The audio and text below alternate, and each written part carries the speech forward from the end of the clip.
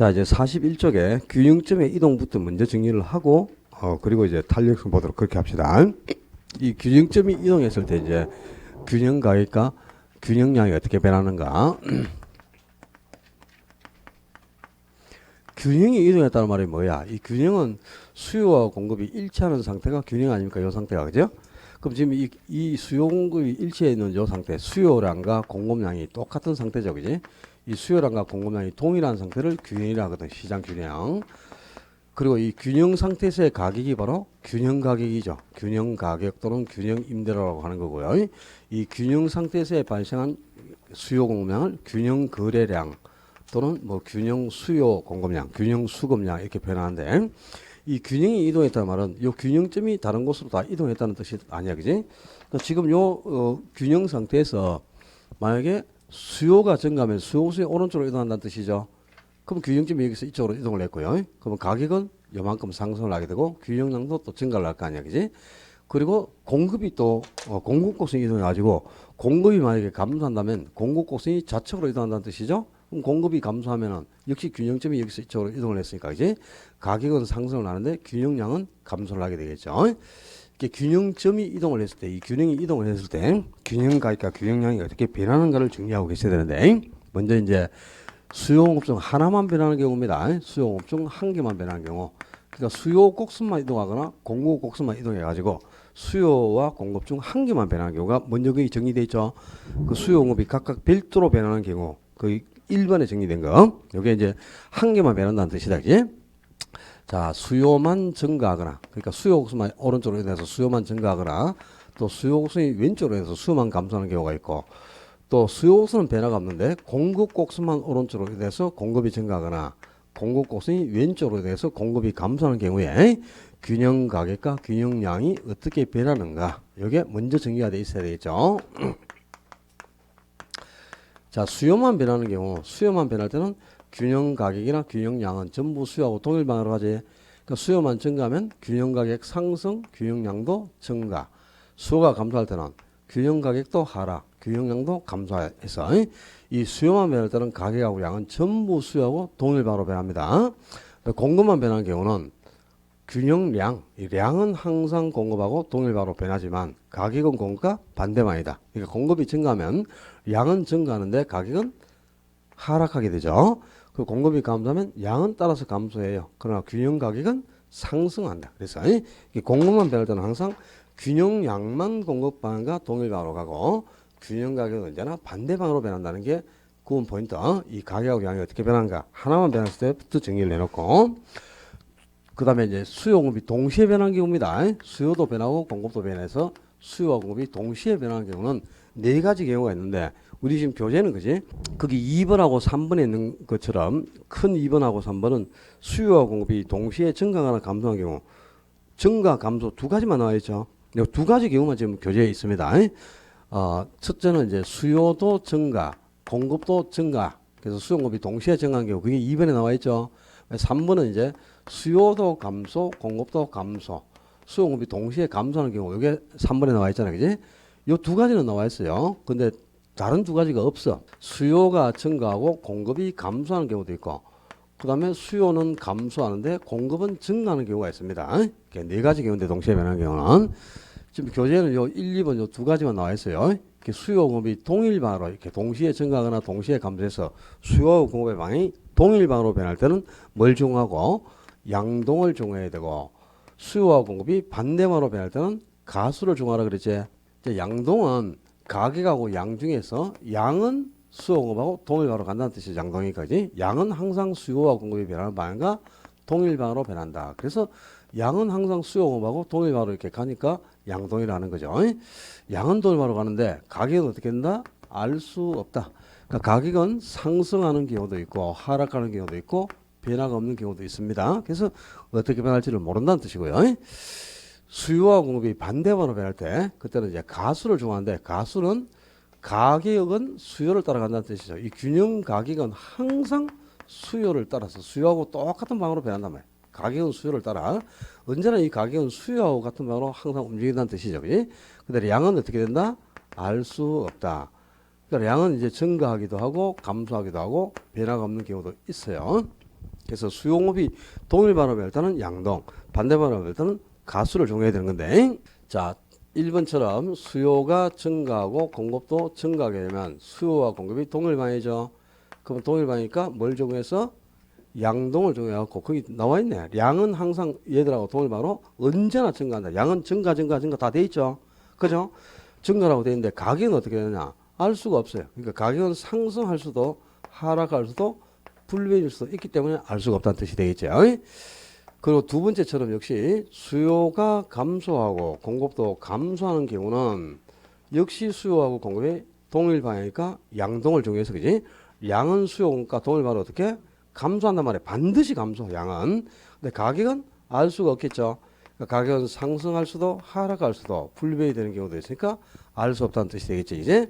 그리고 세 번째, 수요가 증가하고 공급이 감소하는 경우, 수요와 공급이 반대말로 이제 변할 때는 가수를 정하라 그랬네. 가수니까 가격은 수요를 따라 변한다 말이야. 수요를 따라. 그러니까 가격은 항상 상승하겠죠. 그리고 양은 알 수 없다. 그리고 양은 증가하기도 감소하기도 불변일 수도 있으니까 알 수 없다는 뜻이 되겠죠. 그 네 번째처럼 수요가 감소하고 공급이 증가하는 경우도 수요와 공급의 방향이 반대거든요. 그지? 수공급이 발전할 때는 뭘? 가수를 좋아하라 그랬으니까 가수가 뭐라고? 가격은 수요를 따라가니까 하락한다는 뜻이 되겠죠. 그리고 균형량은 알 수가 없다. 즉 증가하기도 감소하기도 불변일 수 있을까 알 수 없다 이런 뜻이 되겠죠. 이렇게 수요 공급이 항상 동일 방향으로 변해. 동일 방향이다. 수요 공급의 방향이 동일할 때는 양동을 정하라. 양만 항상 수요 공급하고 이렇게 동일 방향으로 갑니다. 양은 수요 공급하고 동일 방향으로 가고 가격은 알 수 없는 거고요. 수요와 공급이 반대 방향이다. 반대 방향. 그러면 가수를 좋아하라 그랬더니 반대 방향 가수. 가격은 항상 수요를 따라간다. 수요를 따라. 그죠? 가격은 언제나 수요를 따라서 이렇게 변합니다. 그리고 양은 알 수 없다. 이런 뜻이네. 그지? 근데 양동 가수까지는 또 접목이 됐어. 근데 자, 수요가 지금 증가하고 공급도 증가하는 경우 수요 공급이 동시에 증가했단 말이야. 그러면 양동을 정해 가지고 양은 동일바로 가니까 증가하겠죠, 반드시. 근데 가격은 이제 알 수가 없잖아. 그지? 그러니까 가격은 상승할 수도 있고 하락할 수도 있고 불변일 수도 있으니까 어떻게 변할지 모른다는 뜻이죠. 그지? 그래서 이 답이 나오는데, 자, 이 경우가 왜 이런 답이 나오냐면 이게 세 가지 경우가 있단 말이에요. 세 가지 경우가. 수요와 공급이 동시에 증가하는 경우는 세 가지 경우가 있어요. 전부 수요와 공급이 다 증가했잖아. 그지? 근데 수요 증가가 공급 증가보다 큰 경우가 있고 공급 증가가 수요 증가보다 더 클 수도 있고 수요 증가와 공급 증가가 같을 수가 있습니다.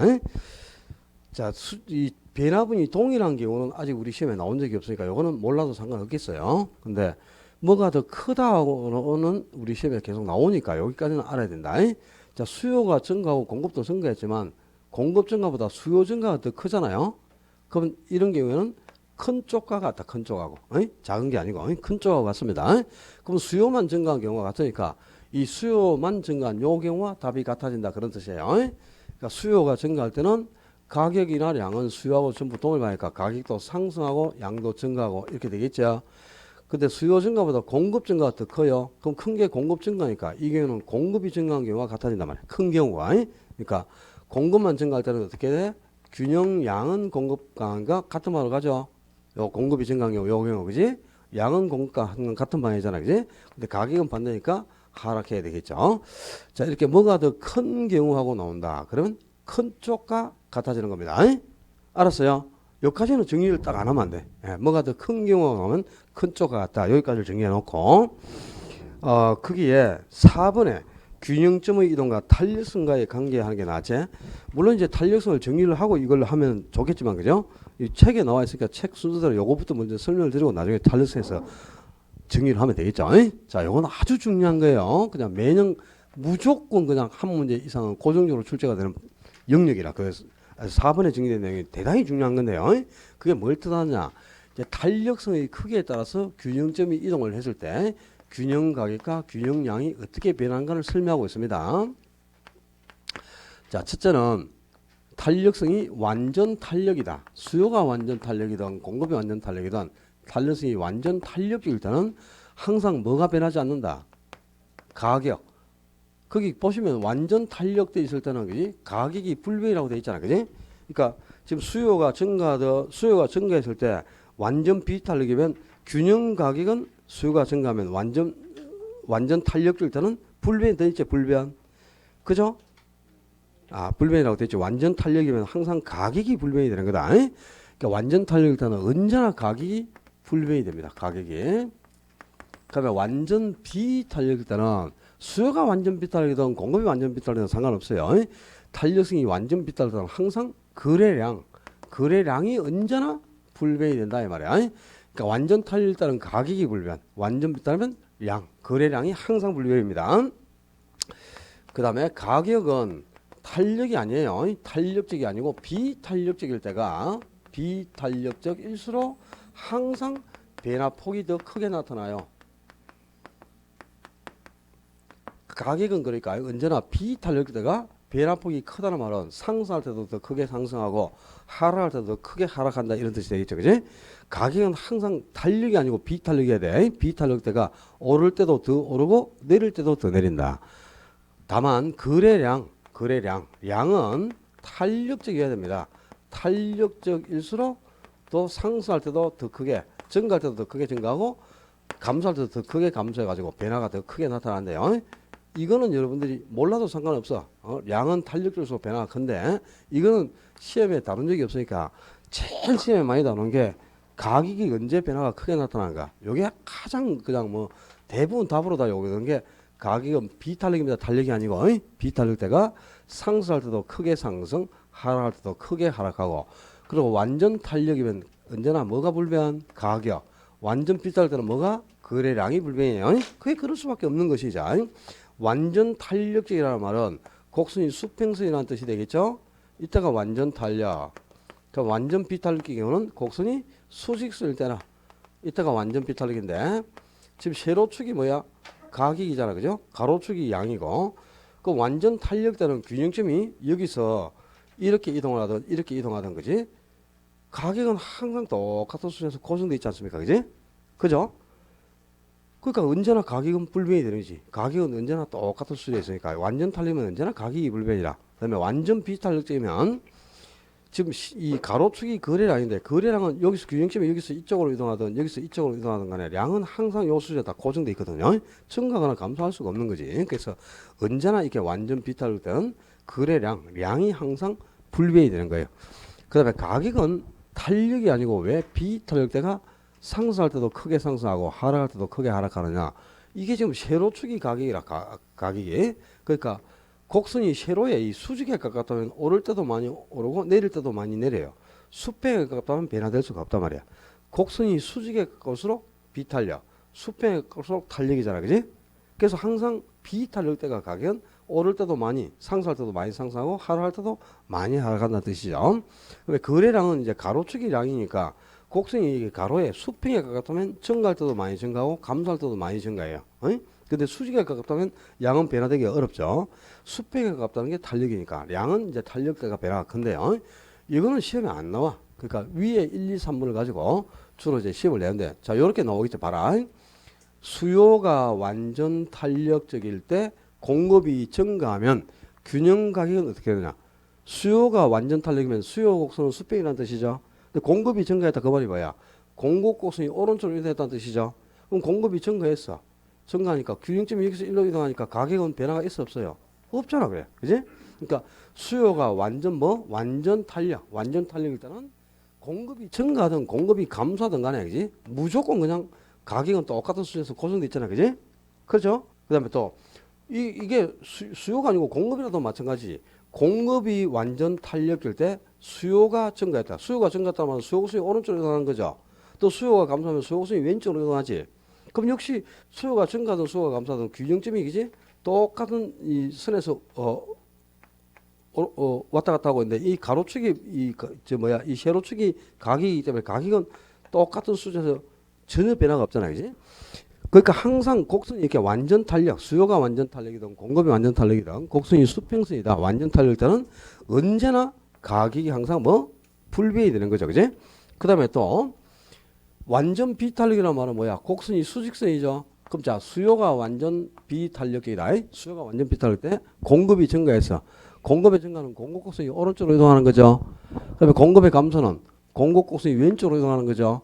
그럼 공급이 증가하든 공급이 감소하든 간에 균형점이 여기서 이쪽으로 이동을 했는데 이 가로축에 있는 요게 뭐야 지금 이게 양이잖아요. 양은 항상 똑같은 수준에 고정돼 있잖아, 그지? 그다음에 또 공급이 수요가 아니고 공급이 지금 완전 비탈이라. 공급이 완전 비탈일 때 수요가 증가한다. 그럼 수요 호선이 오른쪽으로 이동하는 거죠. 또 수요가 감소하면 수요 호선이 왼쪽으로 이동하죠. 그래도 균형점이 여기서 그지? 이쪽이나 이쪽으로 이동했는데 이 가로축에 있는 양이 그지? 항상 똑같은 수준에서 고정돼 있다 이 말이다. 그러니까 곡선이 완전 비탈이다. 수요든 공급이든 완전 비탈일 때는 언제나 뭐가 불변? 거래량이 불변이 되고 수요나 공급이 완전 탄력이다. 완전 탄력이다. 뭐가 불변이 되고 가격이 항상 불변이 된다 그 말입니다. 요 세 가지 포인트는 상당히 뭐 이거는 그냥 우리 시험에 매년 그냥 무조건 한 문제 답을 요구하는 포인트가 이거다. 언제나 시험에 등장하지 않을 때가 없기 때문에요. 꼭 정리를 해갖고 가야 될 부분이 되겠습니다. 자, 여기까지 이제 균형점의 이동에 대해서 정리를 했고 이제 어디로 가냐? 앞으로 가가지고 35페이지로 가요. 35페이지 탄력성으로.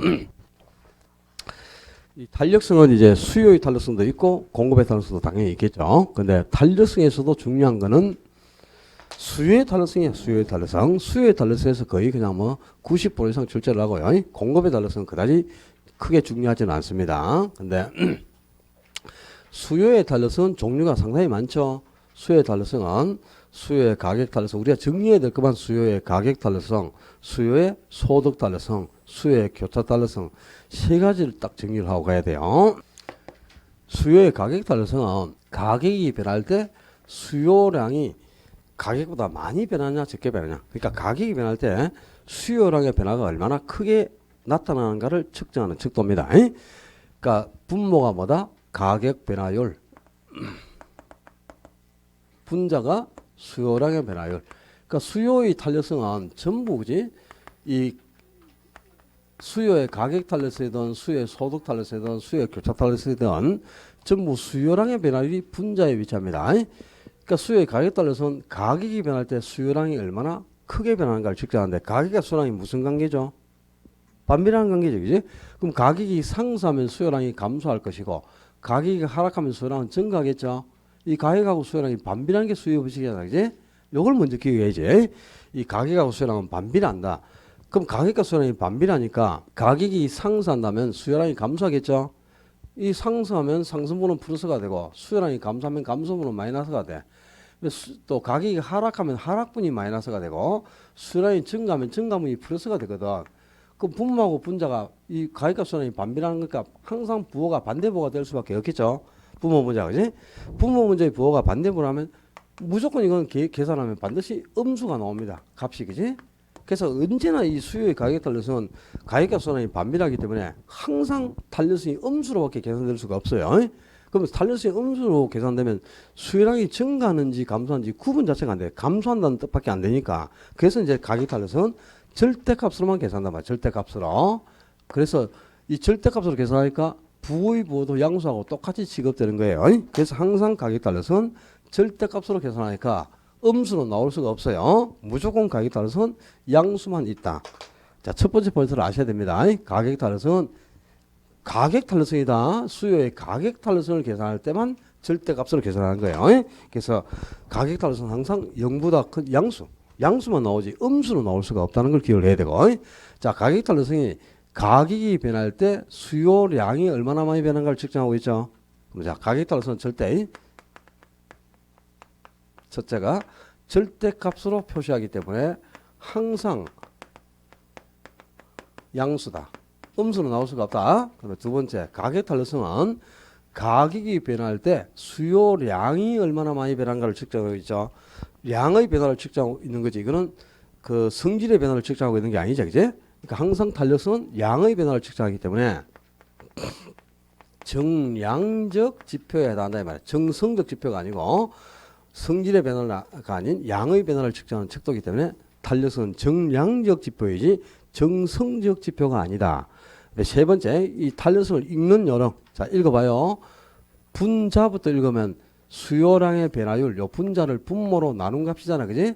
그럼 탄력성은 수요량의 변화율을 가격의 변화율로 나눈 값. 그렇게 되겠지? 분모부터 읽을 때는 분모에 뭘 붙여라? 대안이라는 용어를 붙여라. 그러니까 탄력성은 가격의 변화율에 대한 수요량의 변화율 이렇게 되는 겁니다.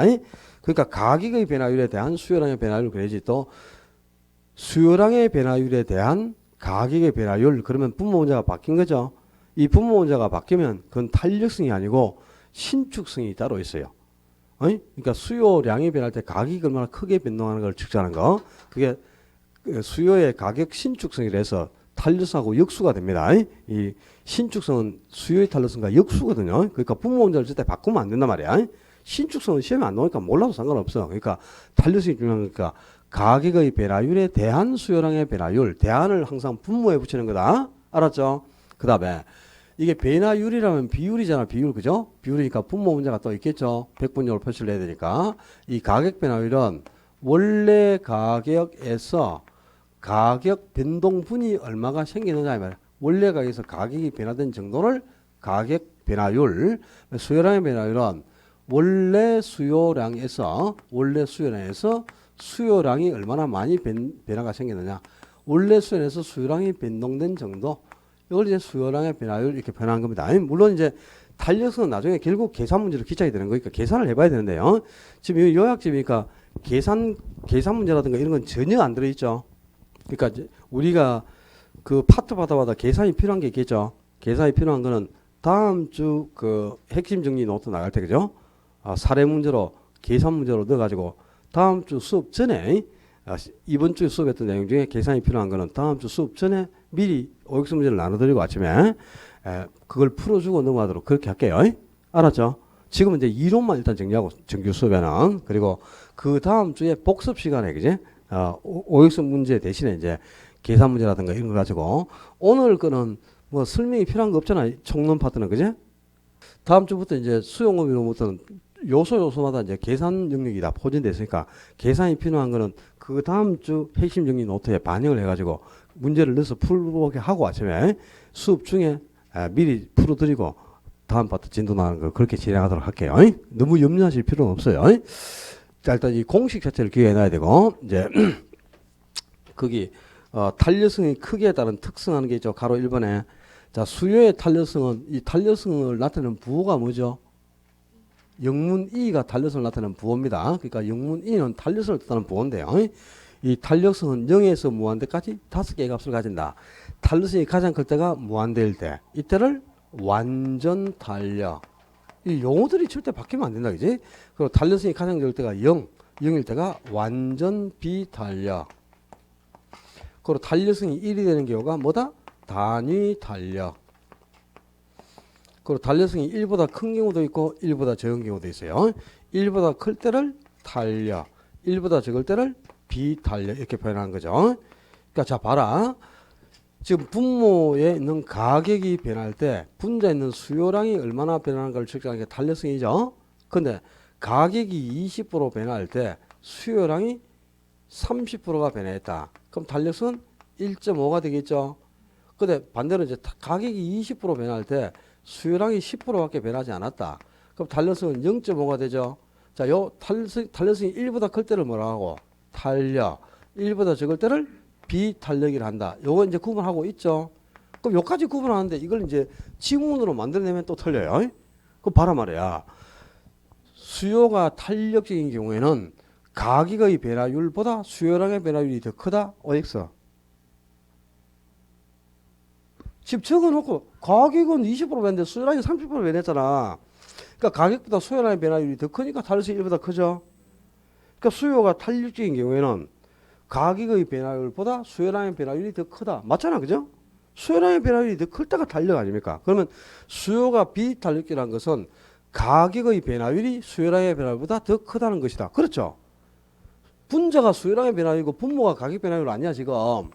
근데 분모가 더 클 때 탄력성이 1보다 적어서 비탄력이 되는 거죠. 그럼 수요가 비탄력이라는 것은 시험에 나오는 지문을 내가 얘기해 주는 거야. 시험은 이렇게 나온단 말이야. 수요가 비탄력적인 경우에는 가격의 변화율이 수요량의 변화율보다 더 크다. 그렇잖아요 지금. 수요가 비탄력이면 가격 변화율이 더 큰 거, 수요가 탄력이면 수요량의 변화율이 더 큰 거죠. 그렇잖아. 이 가격이 변할 때 수요량이 얼마나 많이 변한 걸 측정하는 건데 수요량의 변화가 크게 생길 때를 뭐라 한다? 탄력. 그 다음에 가격보다 수요량의 변화가 적게 생길 때를 비탄력이라고 하지 않습니까? 그 비탄력이면 가격보다 수요량의 변화율이 적으니까 수요량의 변화율이 적다는 말이나 가격 변화율이 더 크다는 말이나 똑같은 말 아니야? 그죠? 구분 하끝나고 옥상으로 갈까요? 야외 학습이 좋은 모양이죠. 비 맞으면서 옥상에서 하면 그 옥상 참 잘 옥상에 가보셨어요? 가보셨어요? 공부하다가 머리 아프가면 옥상에 한번 올라가 봐요. 그 우드름 깔아놓고 뭐 방수장까지 해놓고 맨발로 그 운동해도 됩니다. 잘 돼 있습니다. 거기 한 10바퀴만 쭉 이렇게 뛰어다니다가 내려오고 해봐. 옥상에 올라가서 바람도 좀 쏘이고 얼마나 좋은데요. 온 달수구 아파트 다 보이고 눈에 그죠? 우리 집도 보여요. 그게 올라가서 보면 참 얼마나 좋은데 공기도 맑고 가끔씩 머리도 좀 식히고 한번 올라가 보고 그렇게 해요. 대신에 점수 안 나온다고 뭐 뛰내리려고 하고 뭐 이러지는 말고 알았지? 또 모의고사 치고 나서는 절대 옥상 출입 금지. 올라가지 마요. 불안해. 모의고사는 그 실제 시험에 대한 훈련을 하는 거지. 물론 이제 점수를 체크하는 의미도 있죠. 그죠? 저번 달보다 점수가 더 향상되는가 이런 것도 당연히 봐야 되겠지만 아직까지는 뭐 점수의 변동이 그렇게 심하게 생기고 뭐 그렇게 할 수준 자체가 안 돼 있기 때문에요. 그 점수에 그렇게 크게 연연할 필요는 없어요. 다만 이제 지금 가장 초점을 둘게 과연 40문제를 내가 50분 안에 시간을 안 배서 다 풀었느냐 풀지 못했느냐 그게 초점을 두셔야 됩니다. 제일 중요한 게 시간 안 배하는 거 그걸 훈련해야 돼요. 그러니까 오늘도 당연히 그죠? 계산 문제가 8개 나와 있을 건데 개론은 8개에서 10문제가 당연히 나오니까 오늘은 좀 적게 낸 거야. 내가 10문제 내려다가 8문제를 냈는데 죠 여러분이 다 수업 중에 다뤘고 기출문제 해설할 때 다 풀어준 거고 그죠? 전부 또 중요하다고 강조했고 올해 시험에 나올 것들만 모아가지고 또 문제를 냈겠죠. 당연히 그지? 시험에 나올 것 같지 않은 걸 내가 모의고사에 내지는 않았겠죠. 다 중요한 문제들이에요. 그러니까 또 오늘은 여러분들이 모의고사를 풀면은 대부분 책 순서대로 문제가 쭉 나오거든요. 그게 A형이거든. A형은 교재 순서 그대로 문제가 쭉 나와요. B형은 섞어버리잖아 문제를. 그러니까 이제 발상전환이 필요한 거야. 총론 한 문제 나왔다가 그다음에 저기 금융론 한 문제 나왔다가 그다음에 감정평가 나왔다가 개발론 나왔다가 또 수용업 나왔다가 막 이러거든요. 문제가. 그러니까 발상을 계속 왔다 갔다 하면서 머리 전환을 해야 되죠. B형이 그러니까 훨씬 어렵습니다. 문제가 A형보다. A형은 책 순서대로 쭉 나오니까. 그러니까 B형에 대한 내가 A형 받을지 B형 받을지 모르잖아요. 그러니까 B형에 대한 훈련도 해야지. 오늘은 B형으로 문제를 냈습니다. 1번 문제 감정평가입니다. 알았습니까? 그래, 그래서 문제를 B형으로 해가지고 짤짤 섞어놨으니까 왔다 갔다 하면서 좀 해봐요. 그거 다 그런 것도 훈련하셔야 된다니까. 그러니까 제일 중요한 거는 시간 안 배. 그러니까 중간에 이제 중간중간에 계산 문제가 있겠죠. 그 일단 서술형 문제부터 다 풀고 또 풀었던 걸 OMR 카드에 다 적어놓고 그리고 이제 계산 문제 한 개 풀고 답 적어놓고 이런 순으로 그 문제를 푸는 훈련부터를 하셔야 돼. 그래서 시간 안에 일단 40문제를 다 푸는가를 체크하는 게 가장 좋고 그 다음에 뭐 감정평가론에서도 그죠? 수익 방식에서는 이런 게 문제가 예상된다. 또 비교 방식은 뭐 계산 문제로만 나오고 뭐 항상 내가 얘기해 준 게 있잖아요. 그게 어떤 행태로 문제가 구성되는가를 잘 보시라니까. 그 다음에 또 지문 속에서 답을 요구하는 포인트는 딱 정해져 있는 겁니다. 출제자들이 답을 요구하는 포인트는. 그러니까 지문 중에 어느 단어를 수정해 가지고 답으로 요구하는가. 키워드를 발견할 줄 알아야 돼요. 그래야 단계 수준이 빨리 향상되는 거야. 아니? 늘 여러분이 기출 문제도 자주 풀고 막 오역수 문제도 풀고 하지만 그지? 풀면서도 그런 데 대한 개념이 없는 사람들은 점수의 향상이 없어요. 지문 중에 어디를 수정한가를 잘 보란 말이에요. 어디를. 거기가 핵심이 되는 거 아니겠어요? 또 다음에도 그걸 또 수정해서 또 내겠지. 그러니까 옳은 지문을 틀린 지문으로, 틀린 지문을 옳은 지문으로 항상 그죠? 틀린 지문 중에서 어디가 틀린가를 잘 보고 그걸 옳은 지문으로 바꿔가지고 옳은 지문을 여러 개를 기회해 가야 되는 거다.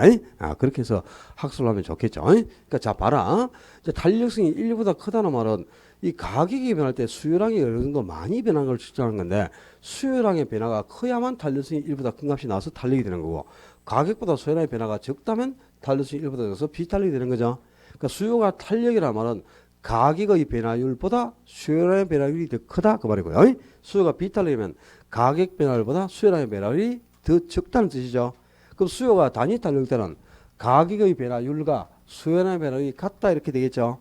그죠? 그럼 수요가 완전 비탄력이면 가격이 변화해도 수요량은 전혀 변하지 않는다 이 말이죠. 그죠? 지금 양의 변화가 생기지 않는 경우가 어떤 경우였어?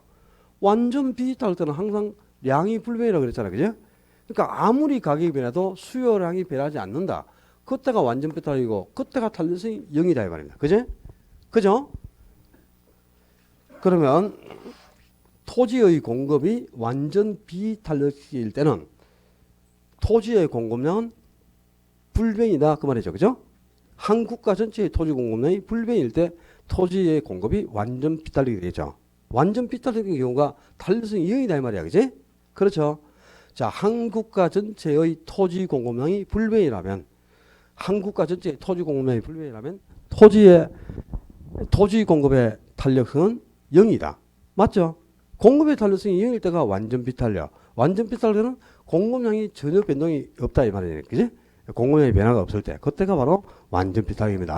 자, 이 탄력성의 크기와 특성을 기억해야 되고 수요 곡선은 우하향하는 곡선인데 그 수요 곡선이 수평선의 모양을 볼 때가 탄력성이 무한될 때라서 완전 탄력이죠. 왜 곡선이 수직선일 때가 뭐다? 완전 비탄력 때다. 그지? 그리고 수요 곡선이 정확하게 이렇게 45도로 직각 쌍곡선 형태를 볼 때가 탄력성이 1이라서 단위 탄력이고 수요 곡선이 가파르면 탄력성이 1보다 적어서 비탄력. 수요 곡선이 완만하면 탄력성이 1보다 커서 탄력이 되는 거죠. 그지? 그러니까 이제 이게 탄력성이 클수록 탄력성이 이렇게 이게 0일 때 아닙니까? 탄력성이 이렇게 커져갈수록 곡선은 이렇게 점차 완만한 형태로 변하고 탄력성이 이렇게 적어질수록 곡선은 점점 가파른 형태로 가는 거다. 그러니까 탄력성이 클수록 즉 다른 말로 탄력적일수록 곡선이 완만하다 이 말이 기울기가 적다 그 말이에요. 그지? 기울기가 적다 말이 곡선이 완만하다는 뜻이 되겠죠. 그리고 탄력성이 적어질수록 비탄력적일수록 기울기는 커졌어. 그지? 기울기가 크다는 말이 곡선이 가파른 형태가 된다 그 말이에요. 그지? 그러니까 지금 이게 탄력적인 경우는 곡선이 아주 완만해요. 그죠? 탄력성이 1보다 크면은 곡선이 완만하면서 기울기가 적은데 비해 비탄력적이면 곡선이 가파르면서 기울기가 이렇게 커지잖아. 그지? 그러니까 기울기가 커질수록 탄력성이 적어서 비탄력이 되고 기울기가 적어질수록 탄력성은 커서 탄력이 됩니다. 그래서 수요의 탄력성하고 수요 곡선의 기울기는 서로 반비례 관계를 가진다. 그런 뜻이네. 그지?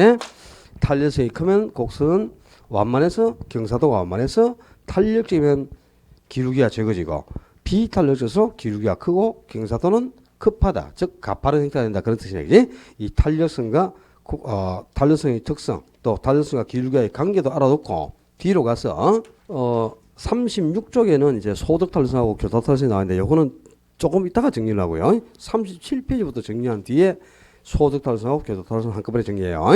자, 37쪽에 수요의 가격 탄력성과 공급자의 총 수익과의 관계가 나와 있죠.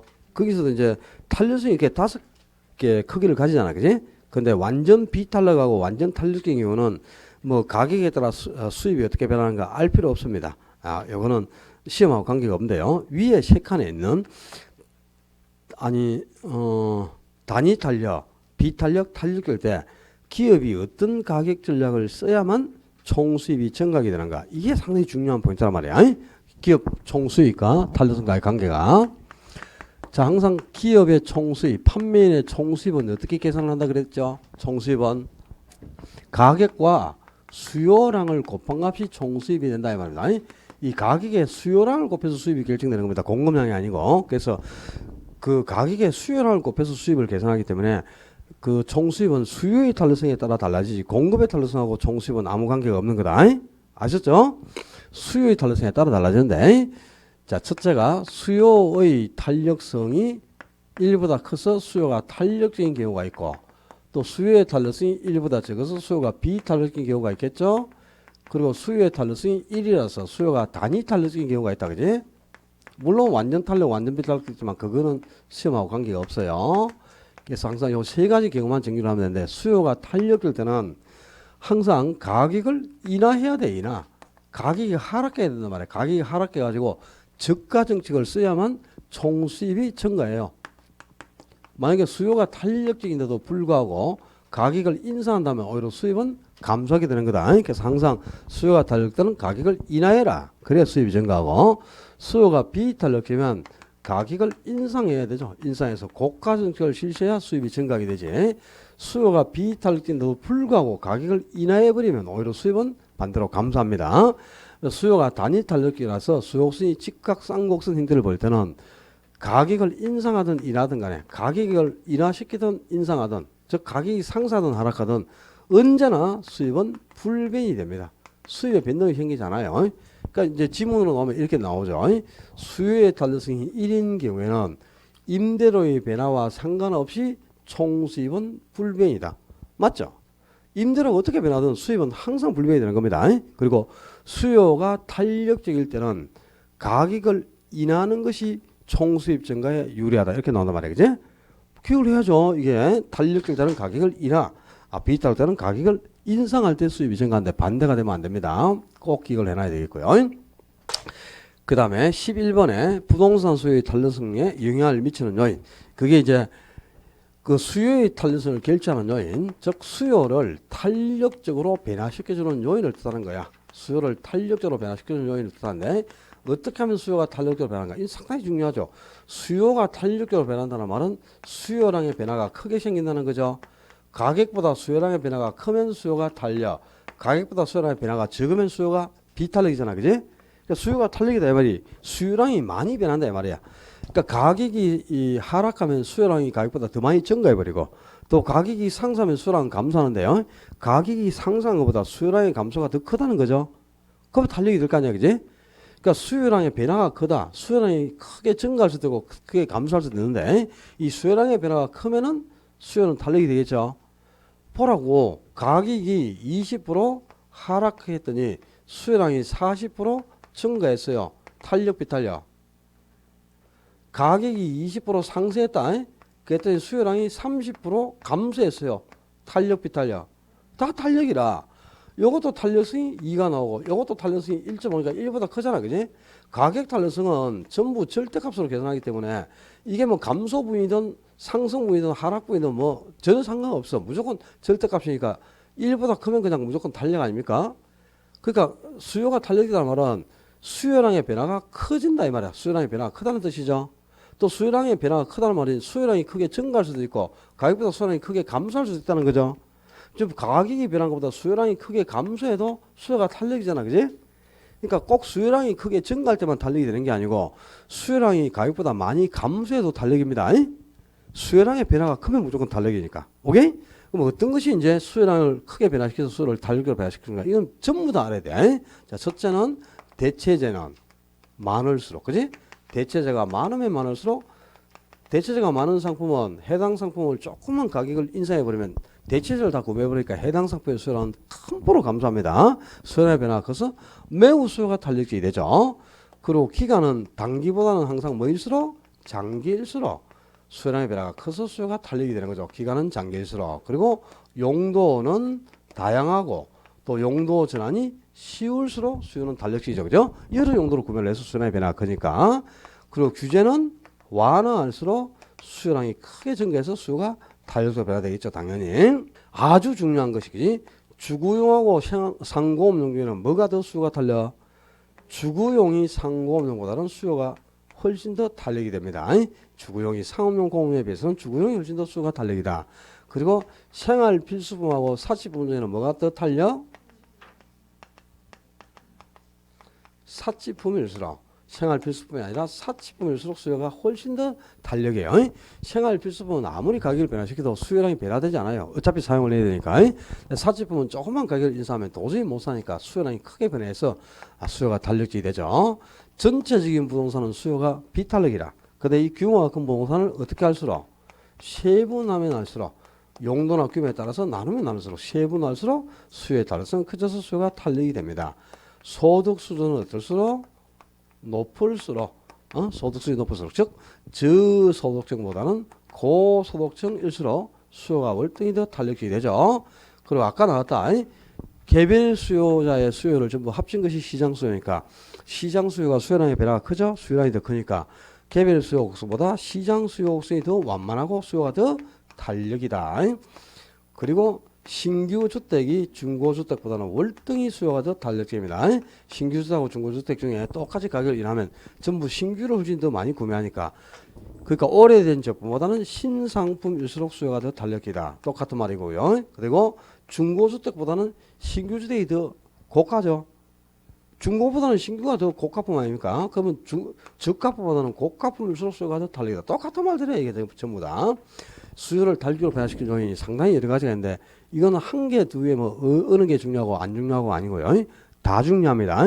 전부 다 기억을 해놔야 돼. 수요를 달기로 변화시키는 요인은 한꺼번에 다 기억이 다 돼야 됩니다. 특히 이 주구용이 상고업에 비해서는 수요가 더 탄력적이고 또 대체재가 많아야 돼. 적은 게 아니고 대체가 많을수록 수요가 탄력적이고 특히 중고주택보다는 신규주택이 수요가 탄력이 되는데 이거는 이제 공급의 탄력성은 신규주택이 공급이 비탄력이고 중고가 공급이 탄력적이기 때문에 나머지는 뭐 대체재가 많으면 수요가 탄력, 기간이 장기면 수요 탄력, 용도가 다양하면 수요가 탄력이라고 했죠. 공급도 똑같이 조금 이따 공급에도 나옵니다. 대체재가 많으면 공급도 탄력이고 기간이 장기면 공급도 탄력이고요. 수요를 탄력적으로 변화시키는 요인은 전부 공급도 다 탄력적이라 그러니까 수요와 공급의 탄력성은 똑같아요. 수요를 탄력적으로 변화시키는 요인은 공급도 똑같이 탄력적으로 만들어줘요. 근데 이 주택만 수요와 공급의 탄력성이 딱 반대가 됩니다. 요것만. 그러니까 요거 한 개만 이제 별도로 나중에 기억을 해야 돼. 자, 신규 주택은 수요는 탄력이나 공급은 비탄력 아닙니까? 근데 공급에서는 중고주택이 오히려 공급이 생산기간이 작게 소요되니까 이제 중고가 생산기간이 짧아서 공급이 탄력이 되고 신규주택은 생산기간이 장기간 소요되니까 공급이 비탄력이 됩니다. 그래서 수요 공급의 탄력성이 여기에 딱 반대가 되니까 요거는 잊어버리면 안 되겠습니다. 구분을 해두고요. 그 다음에 다시 왼쪽에 이제 36쪽으로 와가지고 수요의 탄력성이 지금 가격 탄력성만 있는 게 아니죠. 지금까지 우리가 정리한 거는 수요의 가격 탄력성을 정리했죠. 근데 가격 탄력성 외에도 수요의 탄력성은 여러 가지가 더 있습니다. 상당히 많은데 자, 두 번째 이제 수요의 소득 탄력성. 수요의 소득 탄력성은 말 그대로 소득이 변화할 때 수요량이 어떻게 변하는가 이걸 측정하는 거지. 그러니까 소득이 증가할 때 수요량도 똑같이 증가하는지 소득이 증가할 때 수요량이 감소하는지 소득이 증가할 때 수요량이 변화가 없는지를 측정해 가지고요. 어떤 재화가 정상재에 해당하는가 열등재에 해당하는가 중간재에 해당하는가를 알아보는 지표가 소득 탄력성입니다. 그러니까 앞 시간에도 정리했지만 정상재는 소득이 증가하면 수요량이 동시에 증가해가지고 소득과 수요가 동일반으로 변한다 그랬죠. 근데 열등재는 소득이 증가하면 오히려 수요량은 감소해가지고 소득과 수요가 반대반으로 변하는 게 열등재 아닙니까? 이제 중간재 소득이 증가하든 감소하든 간에 수요량이 변동이 없다. 수요량이 불변이 되는 재화가 중간재라 그랬잖아. 그지? 그럼 정상재는 소득이 증가하면 수요량도 증가하니까 이게 증가분이 플러스 증가분 플러스니까 이게 반드시 소득 탄력성이 양수가 나오게 돼 있단 말이에요. 0보다 큰 양수가. 근데 열등재는 소득이 증가할 때 오히려 수요량이 감소해버리죠. 그럼 감소분은 이건 마이너스가 되잖아. 그지? 소득이 증가하면 증가분은 플러스인데. 그럼 분모 문제의 부호가 반대가 되니까 무조건 이거는 탄력성이 0보다 적은 음수가 나올 수밖에 없다 이 말이에요. 중간재는 소득이 증가하든 감소하든 수요량의 변동이 안 생겨요. 그지? 그럼 수요량의 변화가 없으면 탄력성이 당연히 0이 될 수밖에 없다. 그래서 소득 탄력성입니다. 소득 탄력성이 양수다. 양수. 0보다 큰 양수가 나오면 정상재라는 뜻이고 소득 탄력성이 음수가 나와서 마이너스가 계산돼 나오면 그 재화는 열등재에 해당한다 이 말입니다. 이렇게 소득 탄력성은 그 소비자의 소득이 변할 때 수요량이 소득과 동일반으로 변하는지 반대반으로 변하는지를 측정해 가지고 어떤 재화가 정상재에 해당하느냐 일등재에 해당하는가 이걸 알아보는 지표가 소득 탄력성이 되겠고요. 그러면 교차 탄력성은 두 재화의 관계를 보는 거다. 한 재화가 아니고 두 재화를 놓고 X재와 이제 두 상품을 놓고요. X재의 가격이 변화할 때 다른 재화인 Y재, 이 Y재의 수요량이 어떻게 변하는가를 측정해 가지고 이 두 재화의 관계가 대체재 관계에 있느냐 보완재 관계에 있는가 열등재 관계에 있는가 이걸 알아보는 지표가 교차 탄력성이 되겠습니다. 대체재는 두 재화의 가격하고 수요가 무슨 방향이라고 그랬지? 아까 가격과 수요가 대체재 T것으로 시하니까 가격과 수요가 동일 방향이다. T것. 보완재는 B업으로 시하니까 가격과 수요가 반대 방향이다. B업. T것, T것, B업, B업 이렇게 해서 기억하고 했을 건데 참 그죠? 그러니까 대체재는 이제 X제하고 Y제 두 제의 관계를 가지고 오죠. X제 가격이 상승한단 말이야. X제 가격이 상승하면 가격이 상승한 X제를 사지 않아요. 그러면서 만족도가 똑같은 다른 제는 Y제를 더 많이 구매해. 그래서 Y제 수요가 어떻게 된다고? 증가해 가지고 이 두 제와의 가격과 수요가 동일반이잖아. 동일반. 이 가격하고 수요가 동일반으로 변한 두 제가 보완제죠. 네. 아니 대체지 그래야지. 보완제적 하면 또 네 이래라 또. 가격하고 수요가 동일반이다. 그러면 두 제와는 뭐 대체적 관계에 있다는 뜻이고요. 보완제는 이제 서로 보완이 이루니까 함께 쓰는 거란 말이야. X제하고 Y제를 함께 사용하는 건데 X제 가격이 상승해버리면 가격이 상승한 X제 구매 안 하거든요.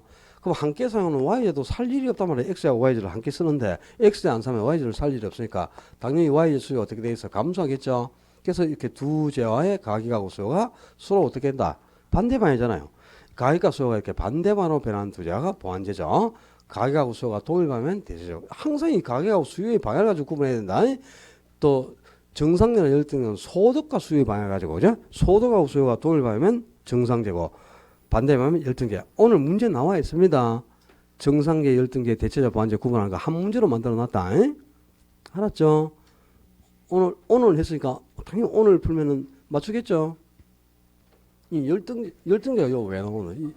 이 대체적, 보완제 구분하는 독립제가 나와야죠. 독립제는 X제하고 Y제가 서로 아무 관련이 없는 제와. 그러니까 X제 가격이 상승하든 하락하든 간에 X제 가격이 아무리 변하더라도 다른 제인 Y제 수요가 변동이 없다. Y제 수요가 불변이라면 X제하고 Y제는 서로 아무런 관련도 없는 독립제이다. 이 말 아닙니까? 그지? 자, 대체제가 지금 X제 가격이 상승해. 그럼 Y제 수량이 증가하죠. 가격과 수요가 동일반이니까. 그지? 그럼 이게 상승분도 풀어서 증가분도 풀었으니까 분모하고 분자의 부호가 같다. 그럼 탄력성이 당연히 양수가 나오겠죠. 근데 보완제는 말이야. X제 가격이 상승해버리면 Y제 수량이 감소합니다. 그럼 이게 반드시 보완제는 가격과 수요가 반대반이니까 분모 분자의 부호가 반대 부호가 될 수밖에 없잖아. 그지?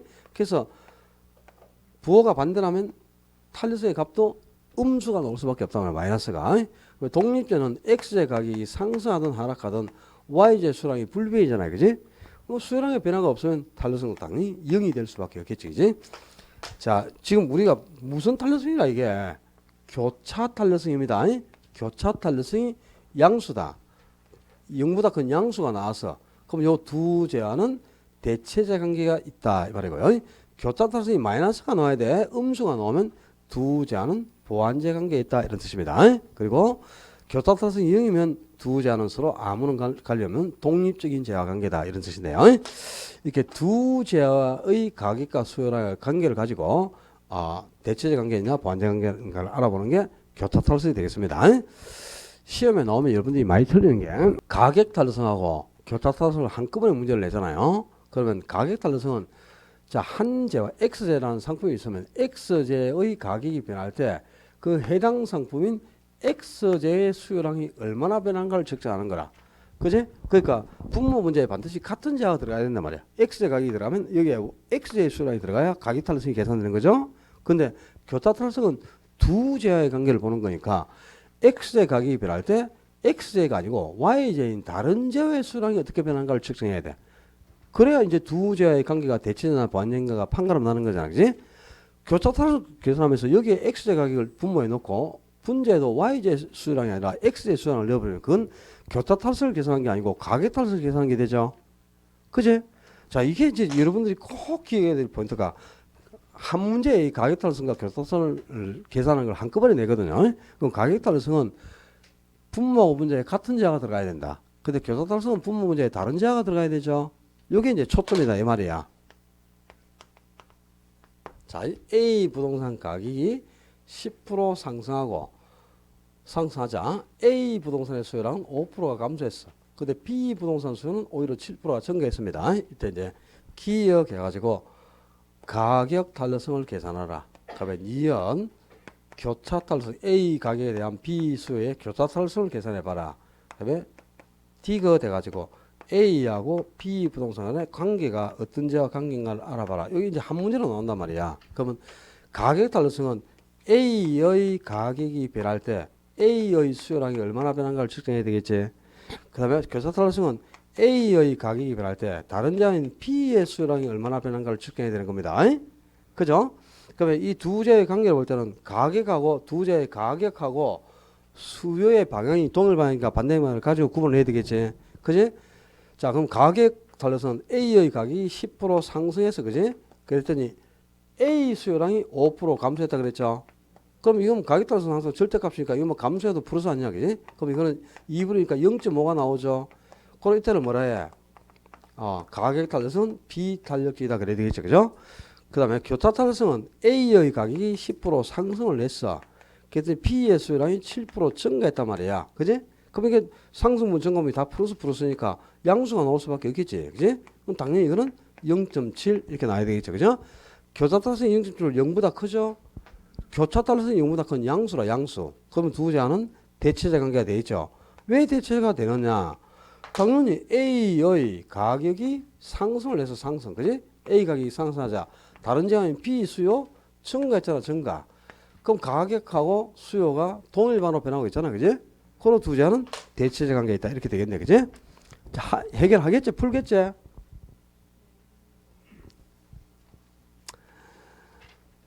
그럼 뭐, 이해가 되고 맞출 때까지 학원을 다니든지 알아서 해야지, 뭐, 그죠? 몰라. 뭐, 올해만 다녀갖고 해결이 되면 다니고, 안 되면 내년까지 다녀야 되고, 뭐, 그죠? 그래도 안 되면 또 전해년도 한 번 더 와야 되고, 뭐, 그렇지, 뭐. 어쩌겠노? 될 때까지 해야지. 뼈를 묻어야지. 자, 넘겨가지고 또 어디로 가느냐면 40페이지에 가면, 그죠?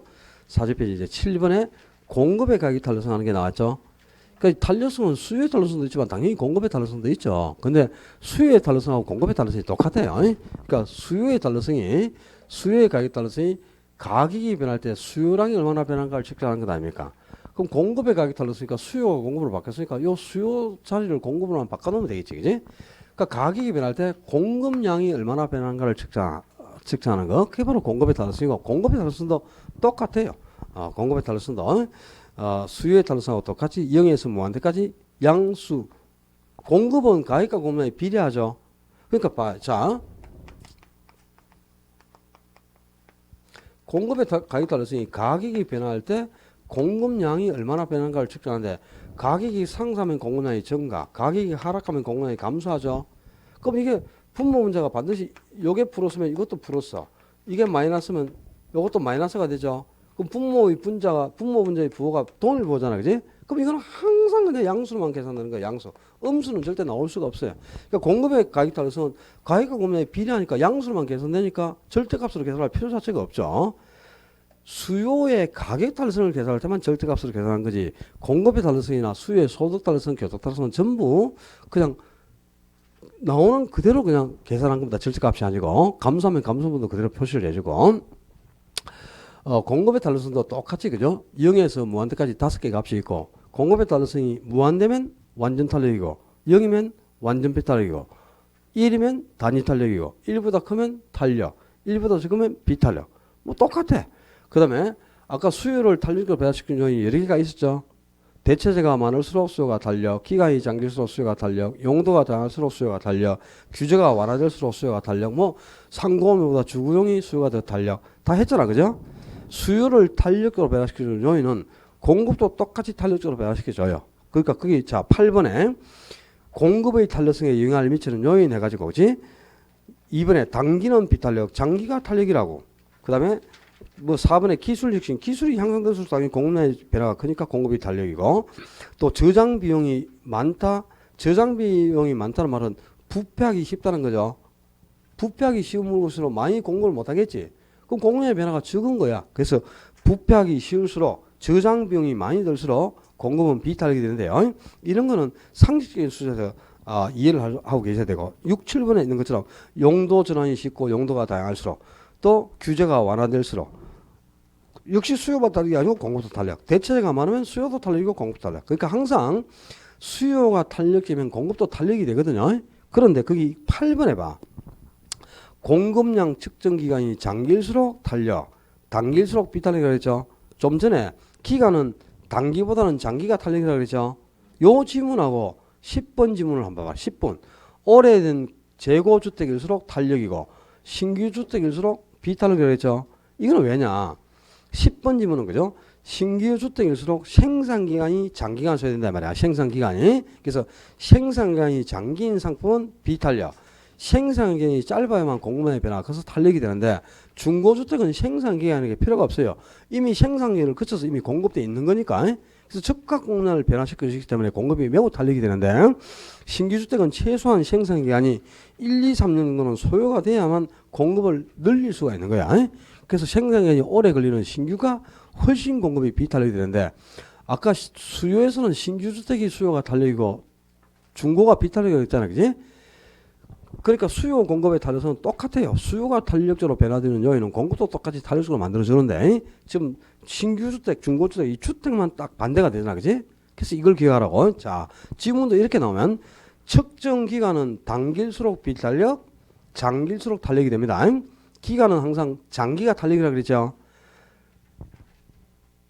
측정 기간하고 나오면 그냥 기간을 뜻하는 거란 말이야. 근데 생산에 소요되는 기간 이렇게 붙으면 장기가 비탄력, 짧을수록 단길수록 탄력이 된단 말이야. 그래서 신규주택이 생산량이 장기간 소요되니까 비탄력이고 중고주택이 생산량이 필요가 없기 때문에 탄력이 된다 이 말이야. 공급이.